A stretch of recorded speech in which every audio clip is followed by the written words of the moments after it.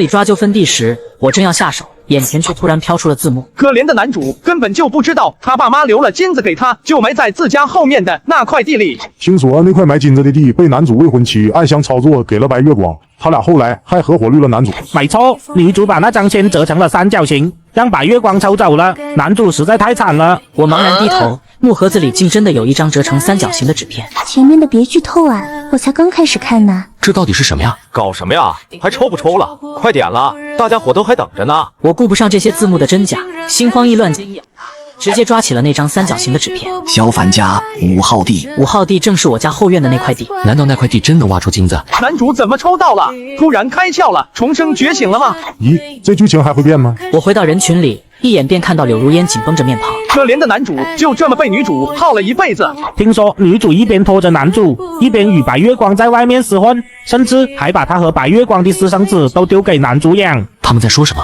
男主是我吗？女主是柳如烟。我的脑袋突然一阵剧痛，随后一段极陌生而又熟悉的记忆猛地闯入脑海。前世柳如烟的父母去世后，我父母可怜她年纪小，将她当作养女一样细心照顾，也正因此定下了我和她的这门亲事。后来她考上了城里的重点大学，所有人都觉得我配不上她。父母离世后，为了供她上大学，我放弃了跟表亲进城的机遇，却没想到这个决定竟影响了我的一生。婚后，柳如烟前往城里上大学，从此聚少离多。她曾承诺，等她在城里站稳了脚跟就接我过去。然而她给我的信3个月才一封，而隔壁的唐三却每月都能收到她的来信。在她大2那年，我去城里探望她，本打算留下，却遭到她的坚决拒绝。更为不幸的是，为救她我落得残废，由于无力承担城里高昂的医疗费，我只能狼狈地回到了乡下。与此同时，唐三挖到金子后进城做了生意，发家致富。柳如烟此时也毕业，也成了备受瞩目的高材生。她带回来一个男孩，声称是唐三亡妻的遗父子，托付我照顾。我独自守着村里的那片土地，像老黄牛一般替他们养大私生子。最后我受尽养子嫌弃，孤零零的病死，谈何而终？我紧紧捏着那张抓阄的纸，老天有眼，幸好让我重生了，回到了抓阄分地的这一天，一切都可以重来。此时抓阄还没结束，轮到唐三上去抓阄了。他死死盯着那些，就看了好一会儿，似乎有些无从下手的样子。哎呦，男配傻了吧？女主做手脚的签已经被男主抽走喽。男主这是要改命了，有点意思啊。突然，人群中爆发出一阵阵惊呼和哀叹之声。原来是唐三抽到了那块全村最好的地。他笑容显得有些勉强，还带着求助之意看向柳如烟。柳如烟微微蹙着眉，瞥了我一眼。回到家后，我翻出日历簿，过不了多久，柳如烟就要去大学报道。在这之前，我一定要想办法解除和她的婚约。这一次，我绝不能再被困在婚姻和残疾蹉跎一生。没过一会儿，柳如烟也紧跟着回到了家。萧凡，今天抽到的地，我们和唐三家的换一下吧。他说他用不上这么大的地，结婚后我就要去大学报道了，不在你身边，你拿着这块地在村里也好多些收成。卧槽，女主这么表的吗？就这么想吞男主父母给的金子？吞也就算了，这是白给白月光啊！呵呵，服了。男主可千万别恋爱脑上头啊！看着这些字幕，我不禁淡然一笑。不用了，那块地以前就是我们家的，这么多年有感情了。第2天，我就开始着手收拾家里的物件，将一部分没法带走却实用的物品打包送去吴婶家。吴婶家有个小我2岁的女儿李梦瑶，今年也考上了大学，却因家里没钱无法去上。前世我与吴婶一家经常相互关照，临走前我能帮一点是一点，把能用的东西都送给了吴婶。萧凡，你这是结婚以后就要和如烟一起进城了吗？婶子，只是不常住了，以后也是会抽空回来看你们的。吴婶思索片刻，将我拉到村头，她抬了抬下巴，示意我看向不远处的庄稼地。萧凡，不是婶子要戳你心窝子，但你们家如烟太招人，是要看着点，不然都快成别人家的媳妇了。可不是吗？柳如烟正帮着唐三弟蒙剧呢，而唐三则笑盈盈地用手轻轻抚摸着她那飘逸的秀发。我讥嘲的冷笑，原来一直都这么明显，可笑前世我竟没发觉。不过现在也已经不重要。深夜柳如烟才回来，白天帮人家做了点事，就留下吃了晚饭。我一言不发地坐在椅子上看书。柳如烟看到屋里空了不少，我的一些衣服和日用品都被收拾出来，并且打包好了。萧凡，我现在还在读书，不方便带家属一起，之前我们商量过的。我知道的。那你打包这些做什么？马上要开始新生活了，换换心情。第2天上午，唐三带着村长找到了我，同我商议换地的事。萧凡，之前如烟就来找我商量过这事，她进城了，担心你在村里的生计，做了好久小唐的思想工作。你家就你一个人了，除了地没别的依靠，不像小唐家里还有别的来源。现在他拿了这么大一块地，你们2家换一下正好。从家境来看，确实是这样。而且柳如烟前途无量，村长这么做还能卖他个人情，何乐而不为？明面上来看，分明就是我家占了个大便宜，见我不说话。萧凡，你是不是有什么误会？前几天是我求着如烟帮忙的，我一个人做实在抽不开手。嘿，明明是这对狗男女勾勾搭搭，还踩着男主贴脸开大。男主真是忍者神龟，这要是我非给男配2巴掌，女主就更是降龙10巴掌。还好，男主好像觉醒了，应该不会答应。换地是下个月开始吗？村长点了点头。好，那就换吧。唐三满脸狐疑的看了我，随后便与村长一同离开。按照原定的日子，我和柳如烟已经开始筹备酒席和婚事了。上辈子这些事情皆是我心急火燎的一一操持，可这次我却迟迟没有动静，反倒是柳如烟开始焦急起来。萧凡，我们的婚事是不是该办了？我已经跟学校打好报告了，办完酒以后，我们就去城里领证。前世婚前聊起这些，我总是兴致勃勃，可现在我却默不作声。见我不答，他疑惑地看了看我。我们的父母都不在了，明天我就去找村长当证婚人，可以吗？现在还不行，等我做好充分准备，会给你一个大惊喜。深夜，自家的门被拍得震天动地。如烟，我妈突然不好了，人都绝过去了，我一个大男人不方便，你作为女同志能帮忙吗？快去县里的卫生所，那里大概还有人值班。可刚要出门，又猛然想起上午对我说的话，他扭头尴尬地看我。萧凡，我会尽快回来。去吧，救人要紧。临走前，唐三侧头瞥了我一眼，脸上似笑非笑。在确认他们彻底离开之后，我快步走到了后院那块地，拿起铁锹就往地上挖。好家伙，我就说男主觉醒了。原来男主打的是这个主意吗？男主，我承认我之前对你吼得大声了一点。哇，这下真的要拿龙傲天剧本了。这块地说大不大，说小却也不小。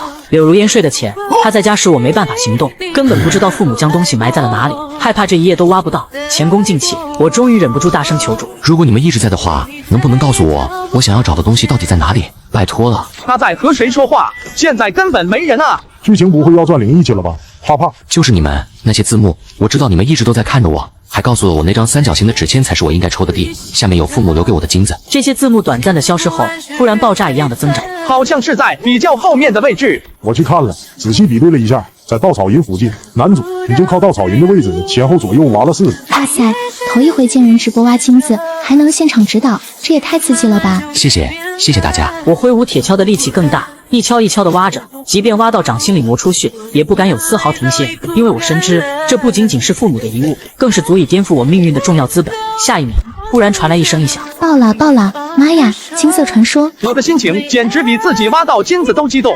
家人们水桶啊！救命！突然演起来了，是咋回事儿？我捧着那沉甸甸的首饰盒，眼眶忍不住酸涩起来。我终于找到了前世被夺走父母的遗物，盒子里面放着2根金条，一些金首饰和金镯子，还有一封留给我的信。爸妈，你们知道吗？前世的我根本就没有收到你们的信啊！柳如烟就没打算告诉我一切，而你们留给我的东西也都被唐三夺走了。回到家后，我2眼发黑便睡下，迷迷糊糊间似乎听到了一些动静，一睁眼就看到满脸的弹幕。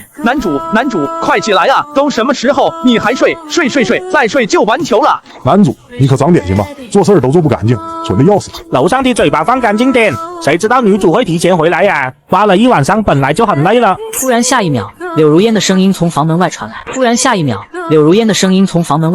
萧凡，家里怎么这么脏？你昨晚去哪了？正当他要推门时，我连忙拉开了门。我刚刚在睡觉了。柳如烟脸上的急切这才缓和。你没事就好，家里怎么这么乱？昨晚怎么了？这么大雨，你还去院子里了？我这才发现，家里都是我来不及拖扫的泥脚印。柳如烟当即就要去院子里查看情况，弹幕猛地刷了起来。我擦，女主不会发现吧？万一女主真要闹可怎么办啊？这会可不先藏金子？不会吧，刚到手的金子难道就这么飞了？我紧张的都能听见自己的心跳声，连忙拉住他。没什么，早上机车坏了，我修了一下，没来得及收拾。那我去修一下。不用了，我修好了。柳如烟疑惑地看着我，今天的我让她感到有点古怪。没等柳如烟发问，我赶紧抢着问她：你怎么这么早就回来了？听到这话，柳如烟终于笑着拿出了新买的东西。我顺路去了一趟城里，买了新的4件套，你看看喜不喜欢？看到她掏出的4件套，我愣住了，清一色的绿。看到这一幕，弹幕也纷纷刷爆。笑死我了！绿色4件套，真绝了！男主要是还敢回头舔，我真能钻进去暴打死这条绿舔狗。见我不语，柳如烟皱眉。你还在因为昨晚的事生气？大家都是邻居，互相帮衬一下，不是很正常吗？再说我们都要结婚了，你能不能别这么斤斤计较？你这么针对唐三，但唐三却还是想着你。这4件套也是他出主意让我买回来送你的，我答应你的事也都会做到。你什么时候变成这种？哪种人？他一时语塞，涨红了脸。我们早已定了婚事，却还总跑去别的男人家里，还是半夜丢下未婚夫，直接和别的女人跑了。他意识到我在说什么，羞恼的想要辩驳。那只是……柳如烟究竟是帮助相亲，还是别的什么？你自己清楚。究竟是帮助相亲，还是别的什么，你自己清楚。他的脸色青一阵白一阵，被我戳破了心思，却抵死不承认。萧凡，你想多了，我不会做对不起你的事。结婚报告我已经写好了，明天中午李家正好办寿，我会去找村长做证婚人商量婚事安排。他说的好像和他结婚我就该感恩戴德了。不过正好，明天我也已经和村长约好了。李家叔叔前几年去城里做生意，衣锦还乡后就给老太太办起了大寿。柳如烟穿得很正式，水灵漂亮的容貌，婀娜多姿的身形，吸引了村里不少男人的目光。唐三则笑容僵硬，看向我的目光十分不善。拍戏后，大家吃着热腾腾的猪肉，席间欢声笑语不断。村长也笑呵呵地说了道喜的话。之后他话锋一转道：“还有一件事，想和父老乡亲们知会一下。村长朝我招了招手：“萧凡，你过来。”在柳如烟诧异的目光中，我站到了村长身边。村长搭住了我的肩，微醺中欣慰道：“萧凡是个有出息的，他说现在是新时代了，他也要进城打拼，为国家的建设添砖加瓦。他和如烟的婚事本就是父母安排的包办婚姻，但现在是新时代了，提倡自由恋爱。萧凡自小就只把如烟当姐姐，现在要进城了，也不想耽误如烟。既然萧凡有这样的志向，我们这些做长辈的当然没有阻碍小辈的道理。今天跟大家伙一起做个见证，我就做个主，替他们取消了这婚事。以后大家都是新时代新青年。”村里人都知道我和柳如烟的婚事，所以若要解除，就须得有个分量足的话事人站出来为我说道。那天村长登门商事完换地的事后，我将村长留下请他帮忙。村长和村里人本就觉得我和柳如烟不合适，听了我的请求，二话不说就同意了。村里人听闻这番话，也都纷纷补学叫好，我终于松了口气。这时柳如烟呆坐在原位，脸色惨白。呜呼，爽了，终于可以解除婚约，拜托渣女了。爽个屁爽，憋屈死了，还成全了那对狗男女。呸！我没有太在意这些弹幕的话，大家都有各种各样的想法，就像村里人都觉得我配不上柳如烟一样。重生一世，我终于释然，人生的滋味只有自己知道。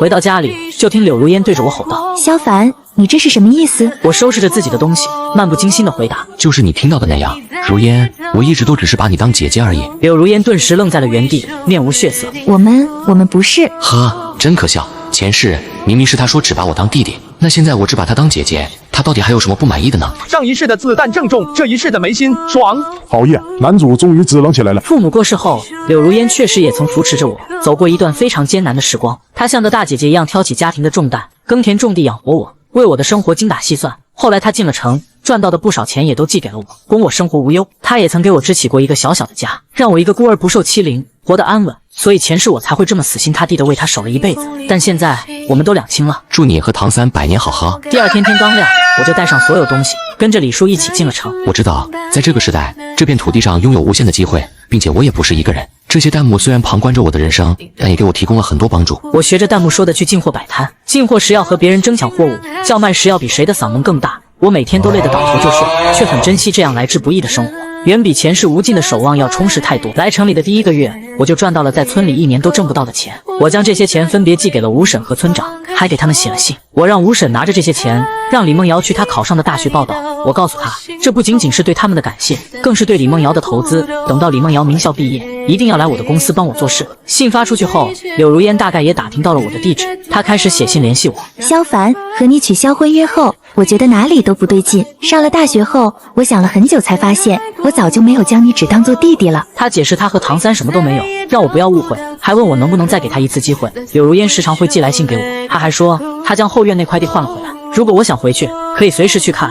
可他还是没有告诉我后院那块地里有什么，但我已经隐约猜出了他的心思。他自以为将婚姻给了我，就是对我一生的保障，所以自作主张的将黄金给了唐三，作为给他的弥补。现在婚约没了，地下的黄金当然也就物归原主，可那些财富本就是我的。我回吴婶的信，回村长的信，却从没回过他的信。这些年我靠摆摊赚了些钱，又开起了小店，然后又是好几家，日子过得蒸蒸日上。李梦瑶去上了大学，我特意去看了她一次，自掏腰包给她买了好多新用品。她要拒绝，我却强硬的一股脑都塞给了她。这个前世曾经不计其数的尽力帮过我的妹妹，这一次我也会弥补她人生中的所有遗憾。后来村里通了电话，我又从和吴婶的电话里得知了柳如烟和唐三的消息。再听见这2个名字，已然陌生。吴婶说，大半年前柳如烟回来了一次，她拿着铁锹在你家后院的快递挖了好几天，也不知道在干什么。当天晚上村里刚好有人吃席，大家都喝了不少。半夜里唐三就偷偷溜进了柳如烟的屋子，生米煮成了熟饭。这是在村里闹出了不小动静，无奈柳如烟只能匆匆忙忙地嫁给了他。但到底不是一桩光彩的事。学校听说这件事，觉得他个人作风有问题。柳如烟以后要留校往上升，恐怕是不容易了。多年后，我的企业越做越大，我越来越自信、成熟，也经常受邀出席一些重要场合。一次会议上，我又遇见了柳如烟，她看起来不再像以前那样意气风发，显出了几分颓丧的老态，容色凋萎。我一开始没有认出她，直到她叫了我一声萧凡，我这才诧异道：柳如烟，我还有会要开，没有时间和她多聊，礼貌点头后匆匆离去。后来我才从同乡口中听说，柳如烟因为与唐三的婚姻不光彩，耽误了事业。唐三也因为他寄钱的事，一直与他闹，好几次都吵到单位去了，硬说柳如烟在外面给别的男人花钱，乱搞男女关系，家里的事鸡犬不宁，更不得领导喜欢重用，这辈子也就到头了。听闻我沉默了片刻，心里百感交集。柳如烟将那些钱都寄给了我，我让村长归还了好几次，他都不肯收，还是坚持不懈地一直寄来。我就托人转告他地址变更，让他寄回村里，让村长收了这笔钱，资助村里困难的家庭。上辈子柳如烟将婚姻给了我，把钱给了唐三，这辈子他将婚姻给了唐三，就把钱给了我。切，都只不过是他一厢情愿的自我满足，却生生害了我的一辈子。好在这一世，我早已爬出泥潭，不再沉沦。真的爱